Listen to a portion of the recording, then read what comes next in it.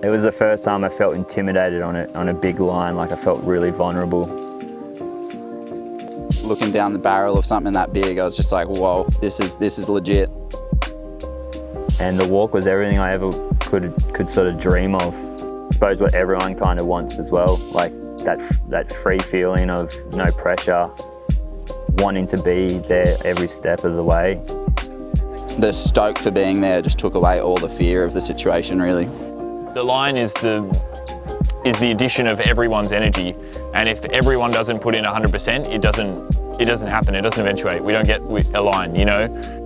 Initially, I felt certain levels of spitefulness, but that very quickly turned into absolute elation to be where I was. But I think that the best thing about that walk was just knowing that on either side, we were just my favourite people awaiting me, and the sense of community was just exceptional. It was gorgeous.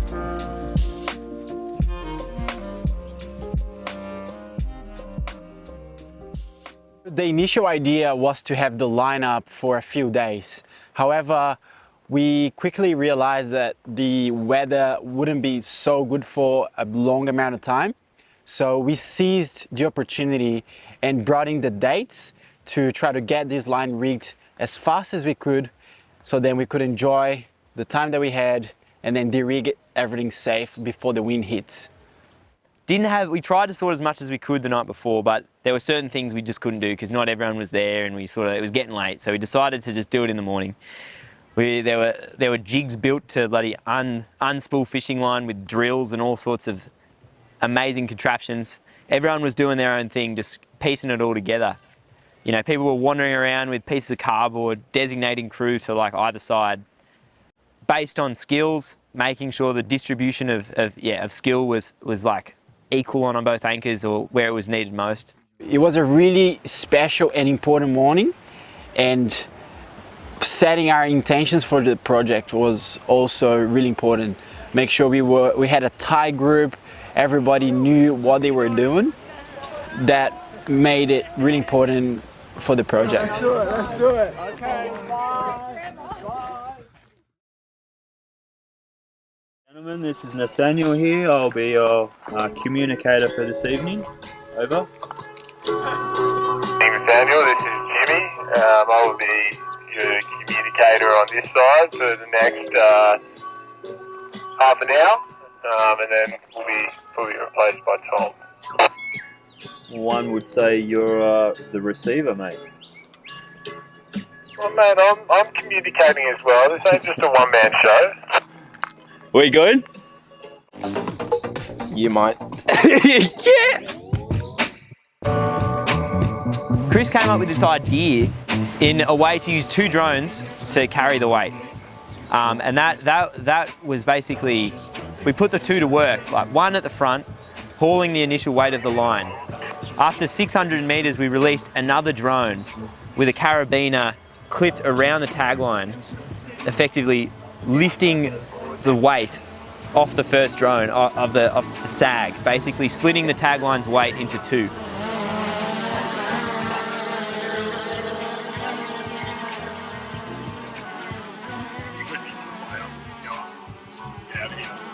And you could fly up.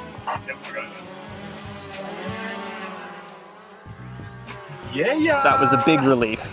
I was very excited to get the drone tag over into my hand, and yeah, then began a very long period where we had to pull in the fishing line to try and get the rest of the tag line. It went on and on and on, and it just kind of felt like it was inching along. And I remember looking at it and just being like, wow, it's been quite a few hours and we're only like a third of the way done with this. Can you guys haul it all? Oh, now that.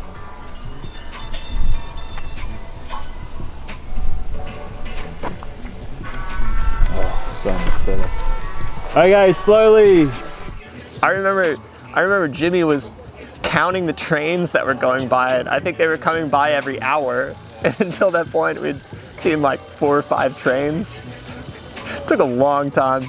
when it was too strong and too hard for us to keep pulling by hand, we added the winch, and the winch did all the work by itself. Hey Arthur, you want to give this stick a few words? It was really good to have skillful people on both sides, but especially on the letting out webbing to make sure the Z-drag worked really well.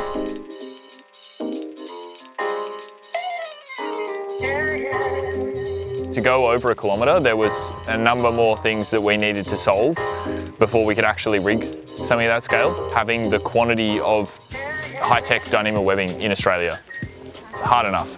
You know, we needed to get more than 1 kilometre, we needed to get several kilometres out of Australia, and we needed to get it affordably. So I tried to solve part of that issue.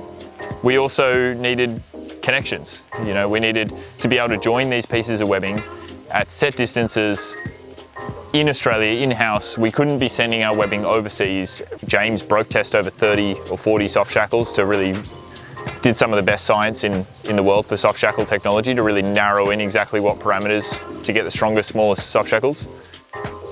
We needed bigger leash rings. That's another benefit to being able to not get caught on rings, and we needed tons of them. Like, couldn't just get away with, you know, turning up and everyone having like 1 or 2 leashes to contribute, and then all of a sudden they're all different sizes and some of them are small and it's getting caught on connections all the time. No, we just needed tons of huge rings, so we sorted that. We got that sorted too. 4 or 5 years we really managed to just tick off a bunch of these goals until we could line ourselves up in a position where we could actually have a go at this. You know, before that, before we trialed and ticked all of these challenges, 1K there's no point, there's no way, we can't get there.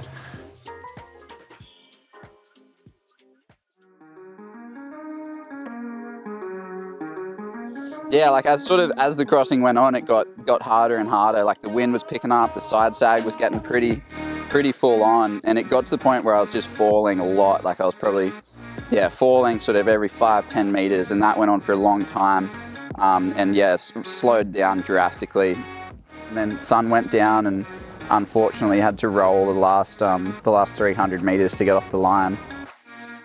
Things, I guess, when you're out in a space like that, you're trying to get to a sort of state of mind where you're obviously focused and present, but you're not focused really on anything, and you're not really thinking about anything. But you also, the last thing you want to do is be thinking about not thinking about anything, which is a bit of a head fuck. Definitely one of the more intense journeys I'd been on mentally.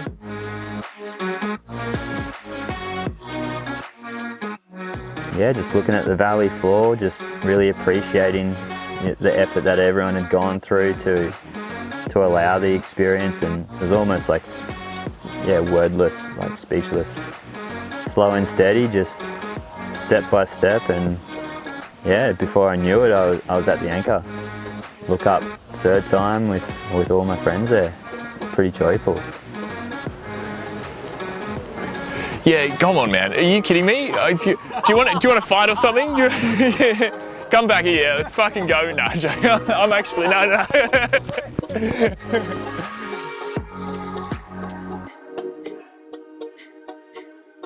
It's just another good excuse to get out with a bunch of mates and yahoos and try something new, really. Yeah, just another great weekend out with some friends.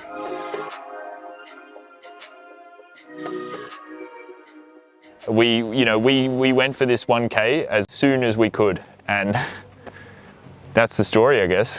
That's how we got there. Like, I don't know what else to say. It's a cool thing to witness. Very.